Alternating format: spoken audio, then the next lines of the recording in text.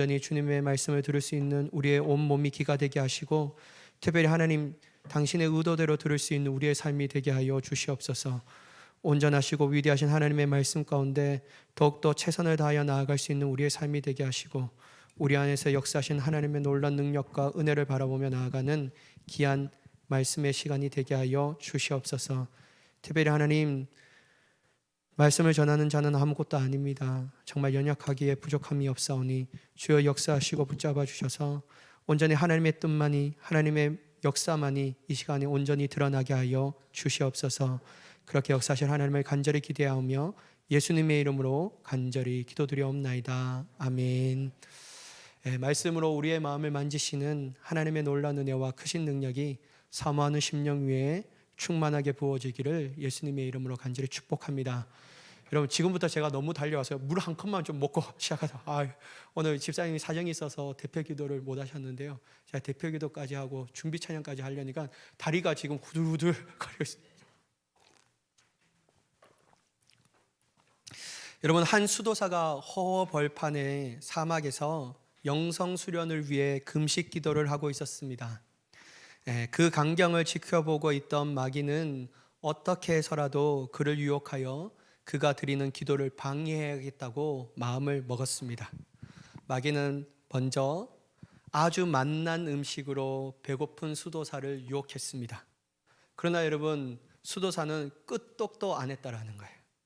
그 다음에는 어떤 것을 하냐면 의심, 그 다음에는 공포, 그 다음에는 육신의 정욕, 그 다음에는 물질, 그 다음에는 명예 등을 가지고 막 수도사를 부추기고 유혹했지만 이미 기도로 무장된 수도사를 꺾을 수가 없었습니다. 약이 바짝 오른 마귀가 최후의 수단으로 수도사에게 기회되고 이렇게 말했다고 합니다. 방금 당신과 함께 신학교에 공부한 당신 친구가 당신네 교구 주교가 되었다네.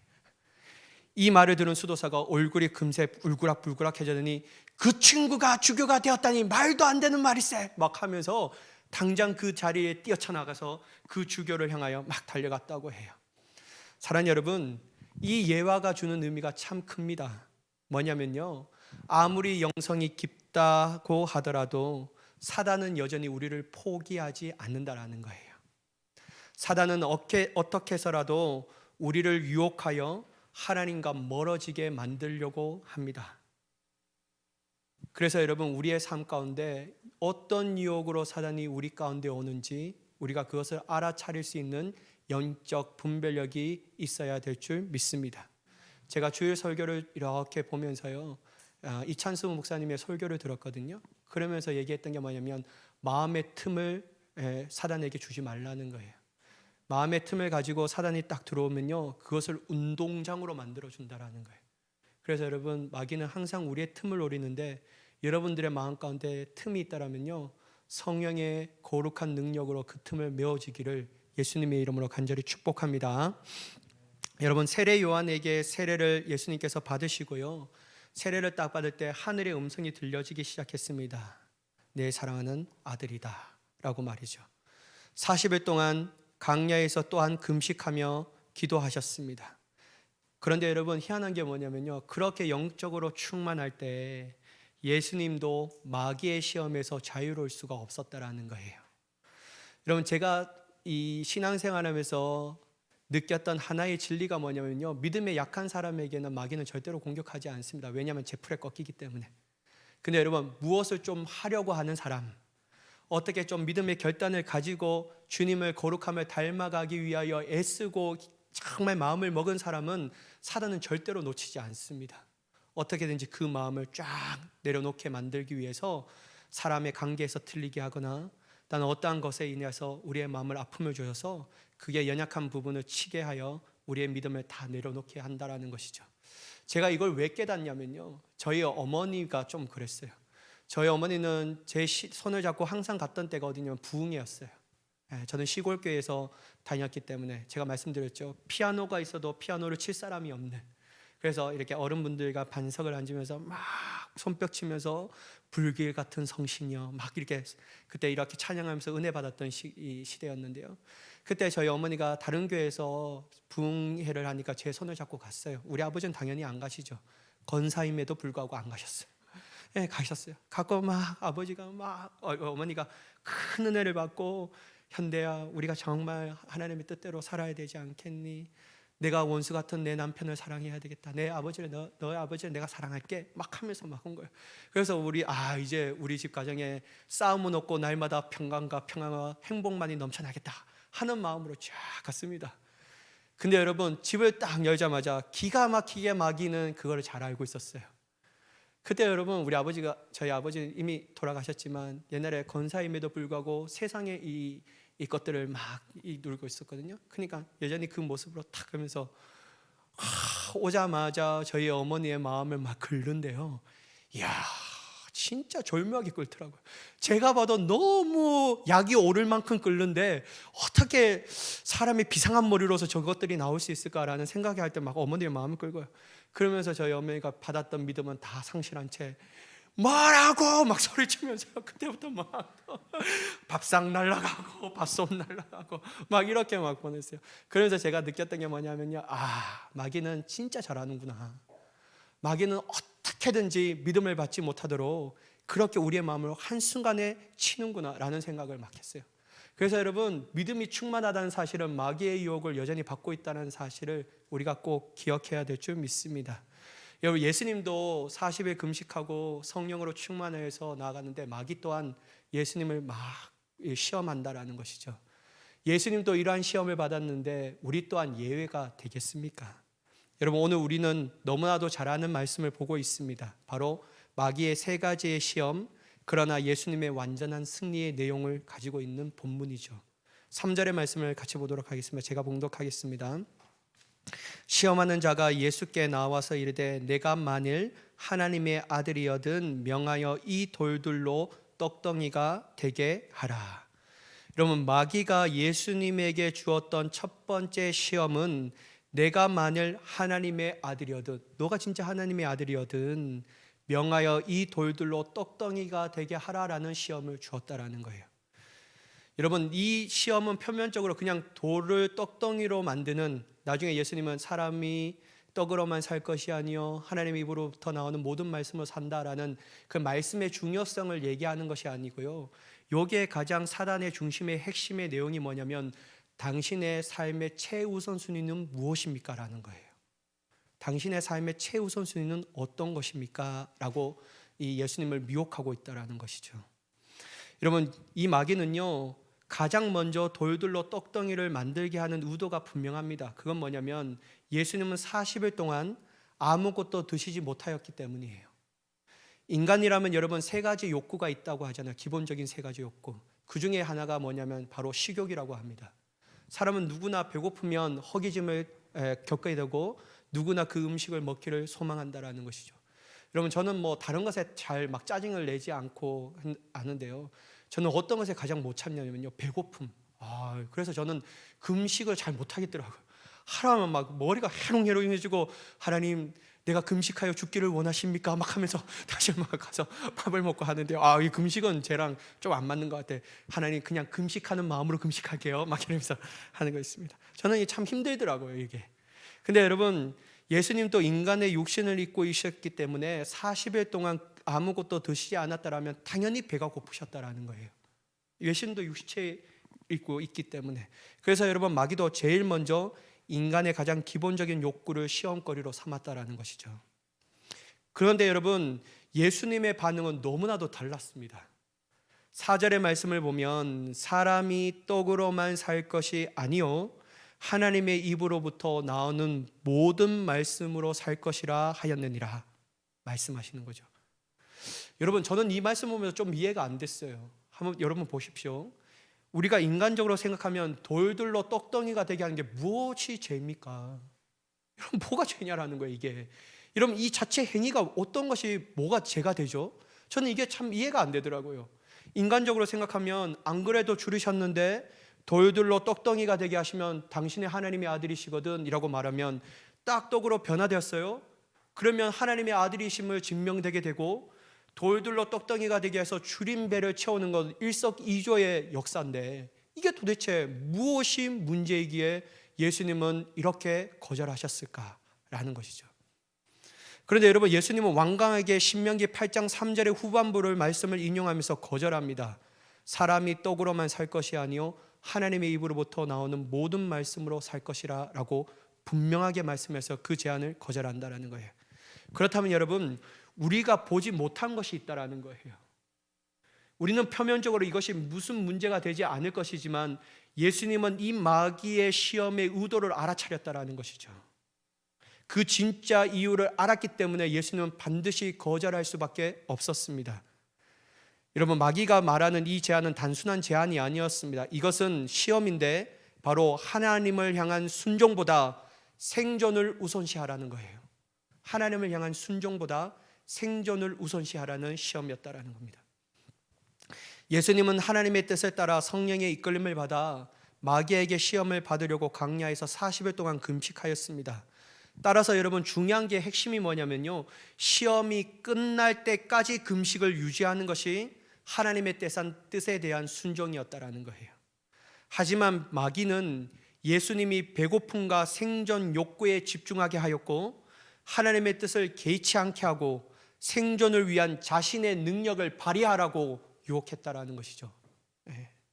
이에 예수님은 하나님의 말씀에 순종하는 것이 음식으로 생명을 연장하는 것보다도 더 우선된다라는 인간의 본분에 대해서 말씀하고 있습니다.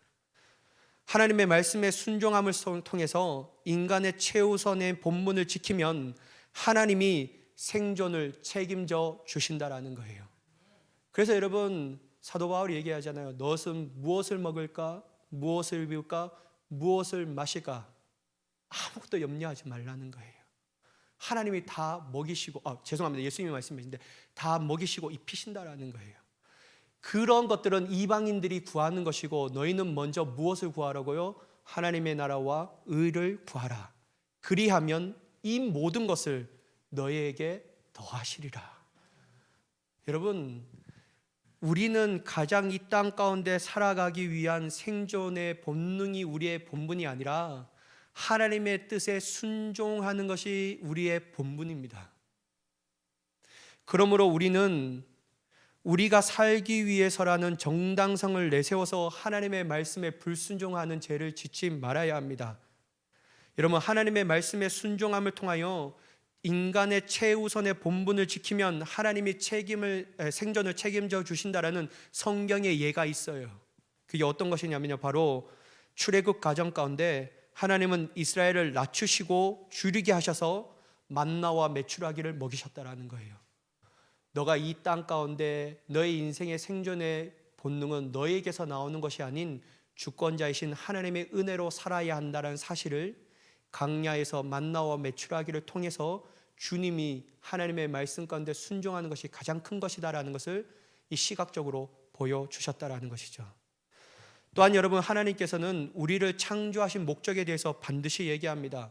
단지 우리가 이 땅 가운데 살아가는 이유가 내 인간의 생존의 목적을 위하여 살아가는 것이 아니라는 것을 주님이 말씀하고 계시다라는 거예요.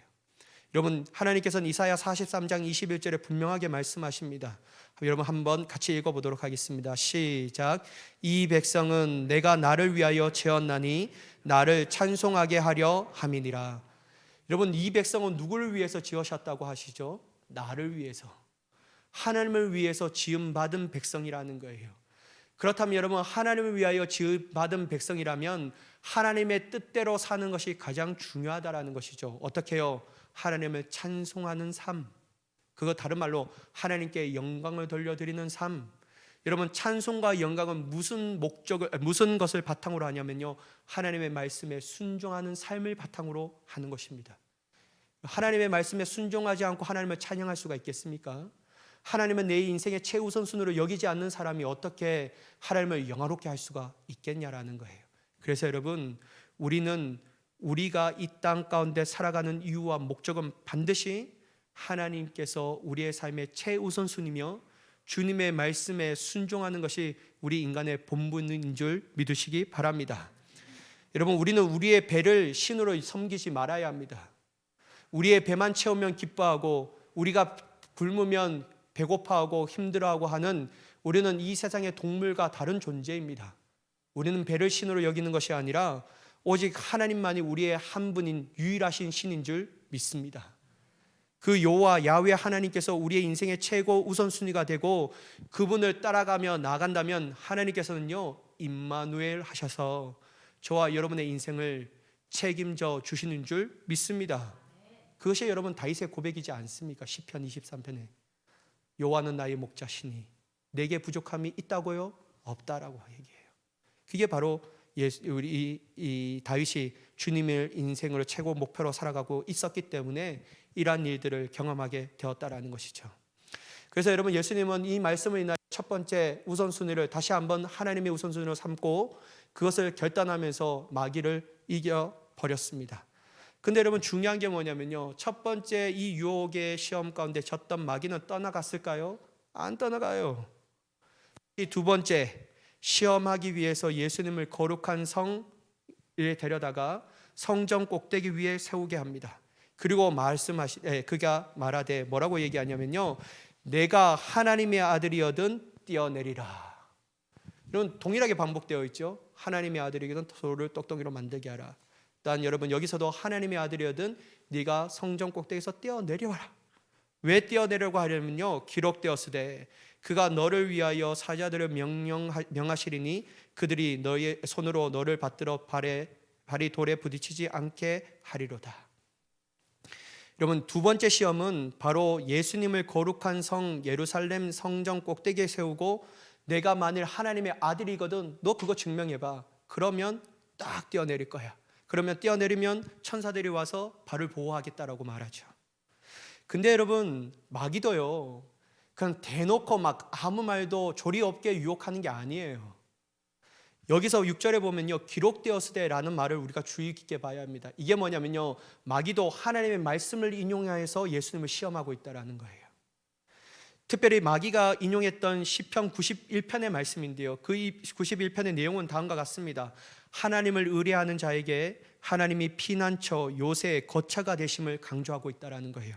특별히 여러분 이 91편의 시편 말씀 중에 11절 앞부분과 11절을 인용하면서 예수님을 시험하고 있다라는 것이죠. 11절 12절 이러한 말씀입니다.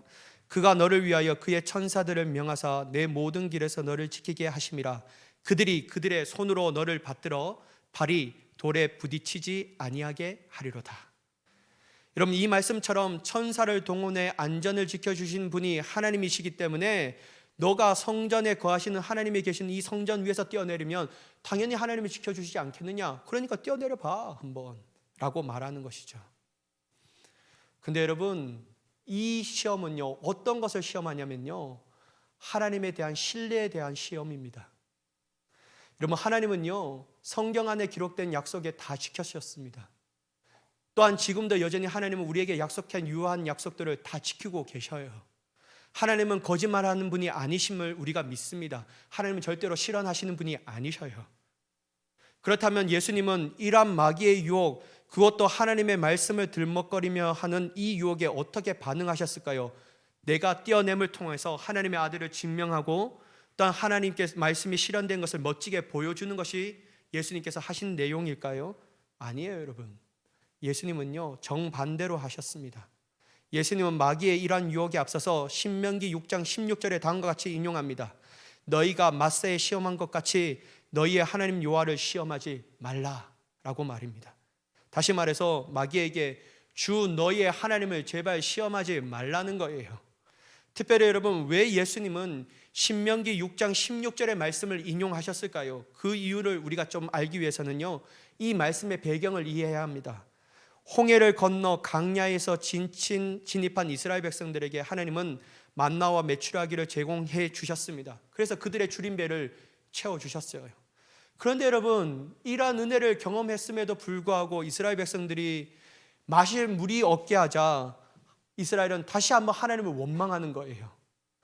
그러나 여러분 이러한 원망과 불평은 단순한 불평이 아니었습니다. 이들의 원망은 여호와께서 우리 중에 계신가 안 계신가 라고 생각하며 여호와 하나님을 시험한 것이라고 얘기할 수 있다는 것이죠. 이에 미루어 볼 때 마귀의 유혹도 하나님에 대한 불신을 전제로 한 것이었습니다. 하지만 예수님은 하나님을 신뢰하셨기에 하나님을 시험하려는 유혹을 완전하게 물리치게 되는 줄 믿습니다. 사랑하는 여러분, 우리는요 하나님을 신뢰해야 돼요. 특별히 여러분, 우리와 동행하시며 어떠한 상황 가운데서 우리를 보호하시고 지켜주시며 승리하게 하시는 하나님을 향한 절대적 신뢰를 가지고 있어야 할 줄 믿습니다. 설사 하나님께서 우리의 요구를 다 들어주시지 않으시더라도 왜 내 인생은 이렇게 꼬이게 하시는지, 내 팔자는 왜 이렇게 억세게 됐는지, 내 자녀들을 위해서 그렇게 기도했는 것만 내 자녀들은 왜 이렇게 인생을 살아가는지, 내 남편을 놓고 주님 제발 네 남편의 인생을 바뀌어지게 해달라고, 내 아내를 놓고 정말 그렇게 기도하고 열심히 했는데도 변화되는 모습은 한 번도 보이지 않고 더욱더 악한 상황으로 치닫게 하시는지, 그럴 때마다 여러분 어떤 마음이 드십니까? 저는요 그럴 때마다 어떤 마음이 드냐면요, 하나님 도대체 어디에 계십니까? 왜 내 마음을 이렇게 아프게 하셔요? 하나님 살아 계시다면서요, 전능의 하나님이시라면서요, 이렇게 내가 아파하고 제가 아파하고 힘들어하는 모습을 보면서 즐거워하시는 건가요? 막 이런 마음이 막 고백이 돼요. 근데 여러분, 결코 시간이 지나 보면요 하나님이 그 안에서도 역사하셨다는 것을 경험하게 되더라고요. 살아 역사하시는 하나님께서 멀리 떨어져서 방관하신 하나님이 아니라 내가 싫으셔서, 내가 미워서 안 들어주신 하나님, 한번 골탕 먹어봐 라고 말씀하신 하나님이 아니라 하나님은 내가 알지도 못한 채 은밀하고 비밀스러운 일들을 하나님께서 지금까지 역사하셨더라고요. 사랑하는 여러분, 그러므로 우리의 요구가 들어주시지 않더라도 이것으로 인하여 하나님께서 존재하시는지 존재하지 않으시는지 판단해서는 절대로 안 됩니다. 이건 우리의 교만입니다. 상황과 환경이 하나님의 유무죄에 대해서 판단할 수 없습니다. 때론 하나님의 말씀대로 살아도 우리의 삶이 어렵고 힘들 수 있어요. 때론 악인들의 번성함을 보면서 하나님 왜 저렇게 예수님 안 믿는 사람, 하나님 안 믿는 사람들 잘 살고 왜 우리는 이렇게 어렵게 살아야 합니까? 왜 이렇게 되어야죠? 라고 생각할 수 있습니다. 불편하고 불만한 마음이 우리 마음 가운데 가득할 수 있어요. 그런데 여러분, 그러한 마음에 있어도 되지만 단 하나는 가지지 말아야 합니다. 뭐냐면 하나님이 그러므로 안 계시는구나, 이런 마음을 가지지 말아야 돼요. 그럼에도 불구하고 하나님은 우리와 함께 하시지. 맞아, 하나님은 하나님의 때에 반드시 역사하실 거야. 그러므로 여러분, 우리는 하나님의 전적으로 신뢰한 마음을 가지고 인내하며 나아가는 자가 되어야 할 줄 믿습니다. 여러분, 하나님 살아 계셔요. 하나님 진짜 살아 계십니다. 저는 그건 믿어요. 하나님 불꽃 같은 눈으로 오늘 하루도 우리의 인생을 바라보고 계시다는 사실을 저는 확신합니다. 그래서 여러분, 저는 예전에 필리핀 때 막 그 한인교회를 하면서 참 어렵고 힘든 선교사님 봤어요. 왔는데요, 남편이 같이 다 왔어요. 근데 남편이 이 영어를 가르쳐주는 선생님이랑 바람이 난 거예요. 아내, 남편 다 버리고 그 여자와 함께 마닐라로 가버린 거예요. 여러분, 얼마나 하나님이 일을 하려고 왔는데 여러분 이렇게 되니까 얼마나 시험이 들겠냐라는 거예요. 근데 여러분, 그 집사님이 그 시험 가운데서 어떻게 이겼냐면요, 그럼에도 불구하고 하나님은 살아계시다. 그럼에도 불구하고 하나님은 내 삶을 인도하신다. 그러니까 여러분, 제가요 그 집사님 보면서 너무 기쁜 거예요. 그러면서 그 집사님이 고백했던 게 뭐냐면, 내 인생이 이루어진 모든 일들 전 남편이 나를 버리고 바람을 나서 그렇게 갔던 모든 일들도 어떻게 보면 하나님이 하나의 점들로 내 인생을 연결해 주셔서 하나님의 선을 이루어 주셨구나, 그렇게 고백되는 거예요. 사랑하는 여러분, 하나님은 반드시 우리의 삶 가운데 협력하여 선을 이루게 하시는 주인 줄 믿으시기 바랍니다. 그래서 여러분, 어렵고 힘든 일도 결국엔 나중에 보면요 우리에게 선이 되었다라는 거예요. 하나님의 뜻이 되었다라는 거예요. 이와 같이 우리가 견딜 수 있고 인내할 수 있는 이유가 무엇입니까? 하나님을 향한 전적인 신뢰가 있었기 때문에. 하나님을 향한 전적인 신뢰가 없다면요 결단코 우리는 인내할 수 없고 결단코 우리는 하나님의 역사를 기다릴 수 없습니다. 왜냐하면요 신뢰하지 못하니까. 사랑하는 여러분, 특별히 하나님은요 당신의 사랑하는 자녀들과 반드시 함께 하십니다. 우리의 믿음은 역사와 기적과 상관없이, 그리고 우리의 삶에 그러한 것이 없더라도 여전히 하나님은 존재하시며 그분을 여전히 전적으로 신뢰하는 우리가 되어야 할 줄 믿습니다. 제가요, 금요 심야 예배 때, 어저께 금요 심야에 참여하시는 분들은 제가 이런 얘기했죠. 유튜브에 보면서 막 휙하면 넘어지고 휙하면 막 두 바퀴 굴르고 이런 거 볼 때 전 너무 싫더라고요. 그래서 내가 막 강단에서 여러분 그거 보면서 여러분 하나님 살아 계시다는 걸 믿어요? 저는 절대로 이 하나님의 역사가 아니라고 생각합니다. 성령의 역사가 아니라고. 근데요, 제가 집에 가서요, 우리 집사람한테 야단 맞았어요. 뭐라고 야단하면요, 왜 당신은 그렇게 하나님의 성령의 역사를 제한하려고 하냐? 그럼에도 불구하고 그 안에서 성령의 충만을 받은 사람도 있지 않겠냐? 당신이 뭔데 하나님의 역사를 제한하려고 하냐? 그래서 제가 엄청 야단맞았어요. 그러면서 제가 느꼈던 마음이, 내가 너무 교만했구나. 내가 무엇이 간데 하나님의 역사를 내가 제한할 수 있구나. 그 안에서도 하나님의 역사가 일어날 수 있지. 근데 여러분, 제 신앙에서는요, 그런 거 절대로 안 하니까 여러분 걱정하지 마세요. 여러분 서보세요. 훅 막 쓰러지고 막 이런 거 절대로 안 합니다. 여러분 손을 올려보세요. 금덩어리가 떨어집니다. 이런 거 절대 안 하니까요. 여러분, 저는 애초에 그런 사람이 되지 못합니다. 저는 그런 능력도 없고요. 근데 여러분, 제가 말씀드리고 싶은 거는요, 저희가 은사가 있다면 하나님의 신뢰할 수 있는 그 은사, 저와 여러분들이 그 은사를 가지기를 간절히 축복합니다. 여러분, 특별히 히브리서 11장 6절의 말씀을 우리 함께 읽어보도록 하겠습니다. 6절 시작. 믿음이 없이는 기쁘시게 못하나니 하나님께 나아가는 자는 반드시 그가 계신 것과 또한 그가 자기를 찾는 자들에게 상 주시는 이심을 믿어야 할지니라. 여러분, 마귀가 자꾸만 하나님에 대한 신뢰를 흔들려고 할 때 우리에게 무기가 있습니다. 그 무기가 뭐냐면요, 믿음이라는 거예요. 믿음을 가지고 신뢰해야 한다는 거예요. 마귀가 우리에게 하나님의 불신앙을 가져주고 하나님은 없다라고 계속 우리의 마음을 흔들려고 할 때, 그때 더욱더 사용해야 할 것은 우리의 믿음입니다. 믿음은 신뢰를 바탕으로 믿음을 우리에게 주신다라는 거예요. 그러므로 우리는 믿음을 가지고 하나님의 계신 것을 확신해야 될 줄 믿습니다.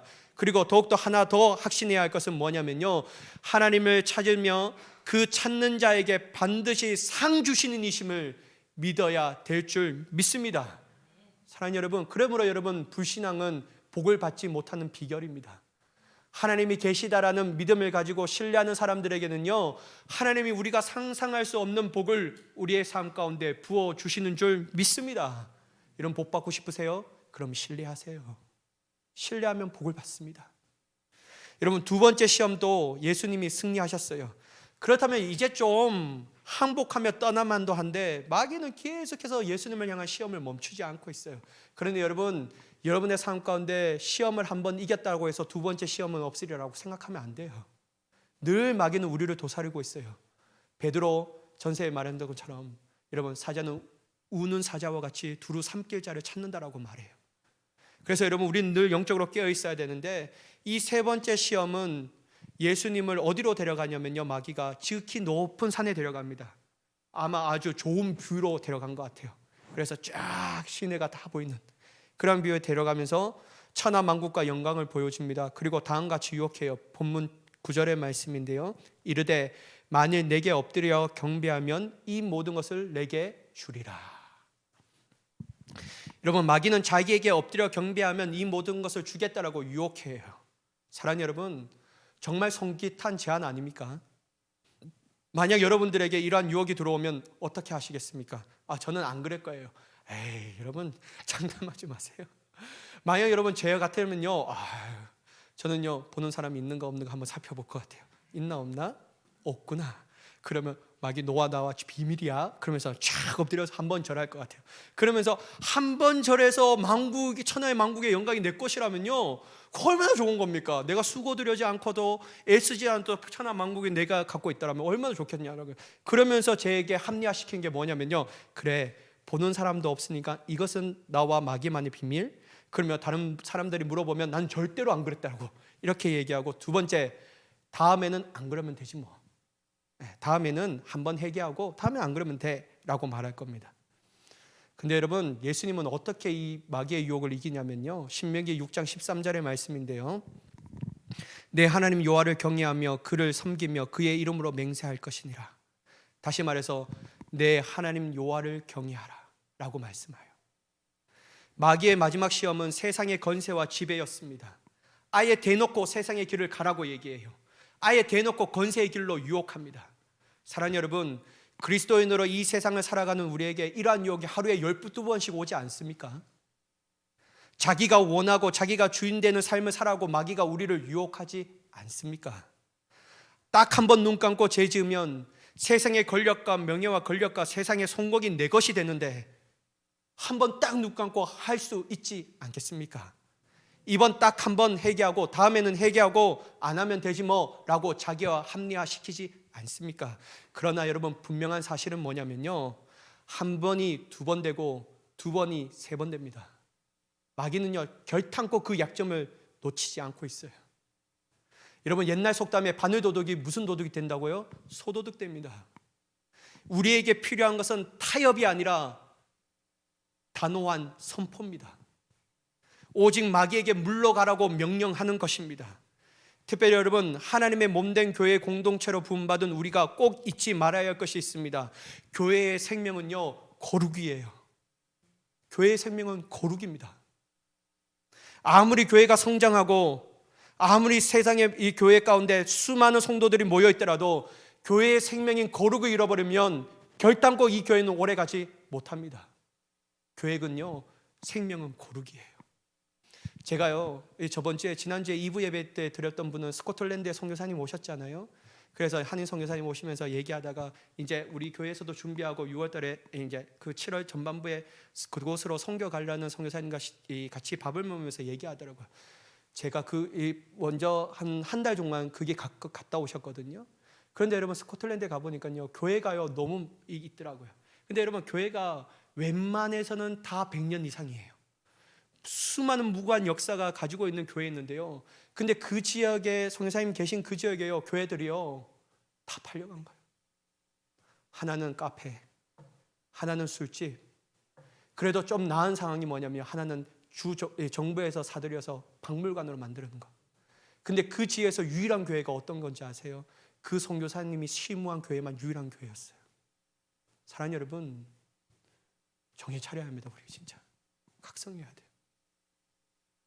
무고한 찬란한 역사, 부흥의 역사가 일어났던 이 영국과 스코틀랜드와 웨일즈도요 거룩한 생명의 역사가 떠나버리니까요, 아무리 무고한 역사를 가지고 있던 찬란한 영광을 가지고 있던 교회도 한순간에 교회의 생명을 다 잃어버렸어요. 사랑하는 여러분, 저도 이러한 유혹 많이 듭니다. 제가 1부 때도 설교 드렸는데요, 저도 여러분 설교를 진짜 재밌게 하고 싶거든요. 너무 재밌게 하고 있어요. 타가막 빵빵 터지는, 한번 막 까르르 웃으면서 목사님 막 설교 때 얼마나 저렇게 웃으신지, 설교가 너무 재밌어서 다음 주에 와야지 하는 그 소리를 너무 듣고 싶거든요. 진짜예요. 근데 여러분, 저는요 잘 못해요. 그런 거 진짜 못해요. 근데 여러분, 저도요 이 교회가 정말 부흥되길 원해요. 진짜 빨리 성장되기를 원하거든요. 근데 내가 그래서 막 하나님 앞에 부흥되기를 원합니다. 성장되기를 원합니다. 주님 만들어주세요. 주님께서 역사해 주세요. 막 새벽마다 요 강단에 앉아서 막 기도해요. 근데 여러분, 나중에 하나님께서 물어보시면요, 김현대 목사 너는 왜 이 교회가 성장되고 부흥되기를 원해? 라고 물어보시면요, 제가 말 못할 것 같아요. 저는요 이 교회가 성장되고 부흥되는 이유의 목적은요 내 이름의 명성 때문에 그렇다.